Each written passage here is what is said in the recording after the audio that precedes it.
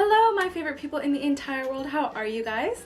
Let me know how you doing from self-quarantine. Cause we're about to hit doomsday and I'm over here like la-di-da-di-da, let's make a new video. So let me know how you guys are doing. I think this is the perfect time to chit-chat. So if you guys want to talk about anything or just want to say hi, follow up with me, find me on Instagram. Today I'm going to do another story time, and it's going to be the opposite one to what you guys chose last time. So last time you chose the time I got hit by a car. This time I'm going to talk about the time that we were robbed. So this happened in London. For those of you who don't know, I was born in London and I lived there for 5 years before I moved to America. I get this all the time. I tell people that I was born in London and they're like, well, if you were born in London, where's your British accent? And I'm like, where's your common sense? Hello? I was born in London. I moved here when I was 5. Obviously, I'm not gonna have a British accent. Come on, people. I know you have some brain in there somewhere. Anyways, sorry. Rant over. London. We used to live in this like really cute little like townhouse, double house type of thing. And this happened when I was 3. I very clearly remember certain details, but most of exactly what happened I know from my parents. So apparently we were at my doctor's appointment and it was nighttime when we got back, and the way that our house worked, when you look straight ahead, it's our kitchen. To the right is an extra bedroom. To the left is the living room. Next to the living room is the master bedroom.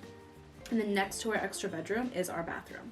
And that was it. Like just a cute little house, or townhouse. Yeah. So I remember my mom opening the door, everything was dark, and I see straight ahead that the chair from our dining room table is tipped over. And I remember like tugging on my mom and being like, look. And my mom was just like, what? Like, why is that chair tipped over? Maybe like the weight of the clothes? But there were not enough clothes on it to tip that chair over. It was like maybe like a scarf and a towel. So like obviously the chair cannot tip over from that lightweight clothing. So we were walking towards it, and my mom told me that at the corner of her eye, she looked to the left and she saw the master bedroom. We walked in, everything, it literally seemed like someone picked up our house and like flipped it upside down.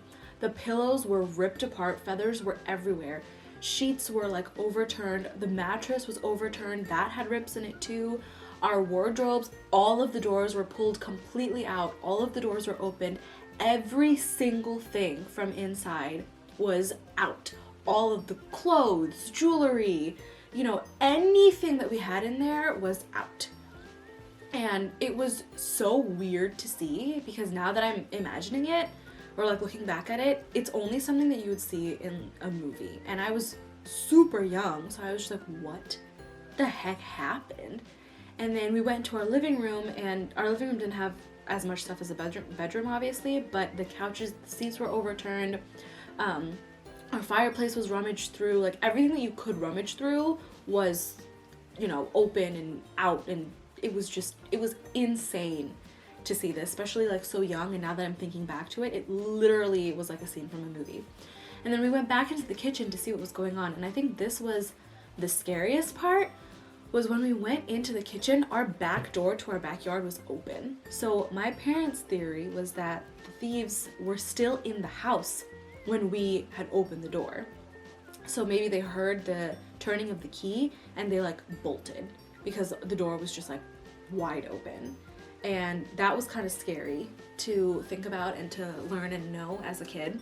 Even now, just thinking about it, it's just like, you know, what if those thieves had other intentions? Or like, what if they were like hiding in the backyard and they were there while we were walking through our house? You know, it was very scary. My parents called the police, and they called a family friend to like take me back to her house while my parents dealt with the police, so that I wouldn't be bored or I wouldn't be questioning or whatever.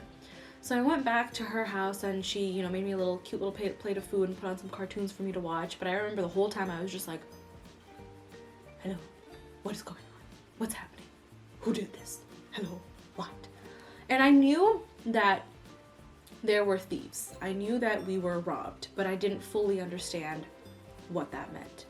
So then later on, I came back home And I don't remember the series of events that happened after that, but I do know that the police apparently told my parents that we were not the only house that was robbed that night. There were other houses in that area, in our neighborhood, that were robbed. The police said there were like 10 other houses that were robbed at the same time, or around the same time as us. So it was like a highly organized gang activity that was going on. Afterwards, we were looking through what was all missing, and my mom's wedding jewelry, any like jewelry she'd gotten as a gift, any jewelry I'd gotten as a gift, like everything was gone. And that was really sad because obviously all the stuff that she had bought and had been gifted all have sentimental value. So it was like all sentimental value jewelry that was gone.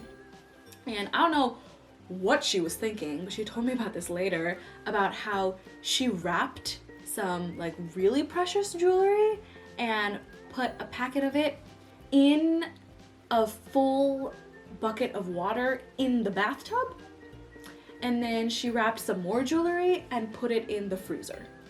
So if you ever want to hide something because you're afraid of who might find it or who might see it or take it, then, you know, just put it in a tub of water or a bucket of water, or just put it in the freezer. It's fine. Logic. Great. To this day, my mom, you know, she'll still look through her jewelry and stuff, and she'll be like, dang, like all my wedding bangles are gone, my wedding jewelry is gone, all your gifted jewelry is gone, everything's gone.